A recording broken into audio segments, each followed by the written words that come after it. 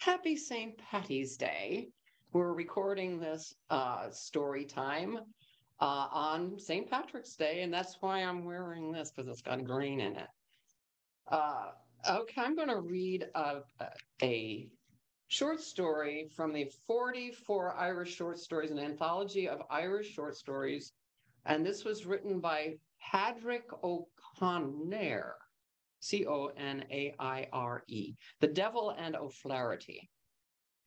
The Devil and O'Flaherty couldn't do it. No, they couldn't, said the old carman to me when I told him that I had to be in Galway before 10 o'clock. Why, man, if we had a racehorse, we couldn't do it. You wouldn't catch that train tonight? Take my word for it. The rain was coming down in torrents, and the west wind blew a full gale from the sea. Where there were trees by the roadside, the wind made the weirdest music in their bare branches. The full moon was somewhere up in the sky, if the astronomers were to be believed, but it was completely hidden from us. I was wet to the skin, tired, weary, and hungry. The driver was in no better condition. The horse was just dragging his legs after him, and his head bobbed up and down like a child's toy horse. The wind shrieked, making a sound like devil's music. The horse started. The driver jumped down, and slowly, as the horse went before, he now went very much slower, as the driver held him by the bridle and tried to coax him forward. I said a lot of things about that horse, about Galway Carman, about the weather, the place, and other things, but I fear the printer would be ashamed to read them. The driver, however, paid no attention to what I said. Probably he had heard similar language pretty often before. In any case, he went on in his own way, as he did not mount the car again until we had gone a couple of miles up the wet road, muddy and full of ruts. He was between me and the wind, and from time to time I heard him mutter something. The devil was what I heard oftenest. But sometimes I caught the words, the devil and O'Flaherty. Though I was swearing under my breath myself, I was becoming interested in the driver's mutterings. Flaherty, Flaherty. What had he to do with the devil? I thought of every story I had ever heard about devils assuming the form of men. Was O'Flaherty a devil in human form? Where did he live? When? What was his appearance? Did he leave any family? Did they take after the father who begot them or the mother who bore them? The sky cleared somewhat. The astronomers were right. The moon came out. The driver had been silent for some time. Over there on top of the cliff he lived, he said suddenly. I started. Who? I said. The devil, was it? No, but his heir, O'Flaherty Dub. I put a few questions, and soon he let himself go. Over there he lived, he said, till the devil came for him in the end. He was a landlord, but even so, many £100 did he owe all over the country. God help you, man, if he had a couple of thousands a year itself, he was well able to get through it. Racehorses, gambling, dogs, eating and drinking, music and dancing by day and by night, women. Oh, shut up, man. He scandalized the whole countryside. He did indeed. The driver lit his pipe and I lit mine, but not without difficulty. The driver seemed willing to continue his story. Was he married, did you say? He said, answering me. Didn't I tell you he was? He wasn't much more than 20 when he married an earl's daughter from Munster. A kind, charitable, charming woman. But where's the wife who could live in the same house with a man who had a wife in every village from here to Dublin? After the birth of her 5th son, she had to return to Munster. The child had not even been baptized when 7 carriages drove up to her to the door one night. O'Flaherty himself was in the first carriage. All the occupants, men and women, were under the influence of drink and were singing ribald songs. She tried to keep them out, but they forced the door. They locked her up in one of the top rooms, and then pandemonium rained downstairs. They say that her heart was broken that night. She had left her husband, but the blessing of the people went with her. It did indeed.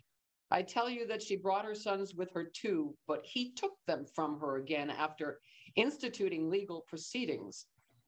And didn't he rear them well? Oh, piously and properly. They never went to school, and the teachings they got from their father, well, much good it did them. If their father killed a man without rhyme or reason, they applauded the deed and said that never was such a fine deed done in Ireland. It was amazing to see these 5 young men going mad through the country, scaring men and beasts. I saw one of them myself, Redmond, he was called, being hanged in Galway. He had killed his own brother all over a woman. He had 9 others at home between sons and daughters. Mind, I don't say that his wife returned. Oh, no, not likely. But he got another wife. What's this her name was? No matter. He had 3 more sons and 2 daughters by her. What's the use of talking? People wouldn't have said much, perhaps, were it not that he was a bad man in other respects. He never gave anything in charity, and after a night's feasting, it was not to the poor that he gave the leavings next day, but to his dogs. My father told me that one morning he went there with a car. He saw the dogs and the poor scrambling for the remnants of the preceding night's banquet. O'Flaherty himself was present, enjoying the fun. My father struck him. Were it not that the other man was drunk, my father would not have gotten a month's imprisonment. By this time, we were approaching the town. What was the end of him? I asked. Well, indeed, it's hard to say truly, he answered, for there are many versions of the story, but mine is the true one if it were the truth that Big Jack, the bailiff, told me. As I have already said, he owed thousands throughout the country, and there was a law then in force that if a man died in debt, his body might be seized. He fell ill. He was not at home when the stroke seized him, but hunting with his sons in the hills. He was taken to a little cottage from which he had evicted the tenants years before. He died very shortly. His sons made a coffin to take him home, and they keened bitterly. While they were keening, a man walked in, apparently a huntsman. He was really a bailiff, and his assistants were not far off. He expressed sympathy with the young men. He gave them a drink out of a bottle he had in his pocket. They fell asleep. It was night, a terrible night like this. 5 young men were asleep on the floor. An old man lay cold and stiff in his coffin, 4 others getting ready to carry away the body. 2 candles stuck in bottles gave them light. They took hold of the coffin, lifted it, and put it on their shoulders. A peal of thunder burst over the mountain cabin, and the wind rose. The door was shattered, and the lights went out. The body snatchers trembled. One of the young men stirred and yawned. Oh, he's alive, said one of the bailiffs. They put down the coffin on the floor. They were terror-stricken. They relit the candles and took a swig out of the bottle. Better wait and see will the night clear up, said one of them. They agreed, and all 4 sat down on the floor around the body. They had another swig out of the bottle.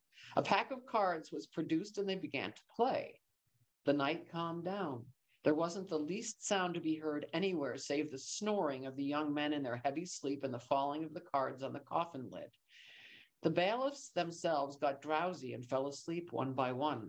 The 2 candles which were struck in bottles at the head of the coffin were still lighting.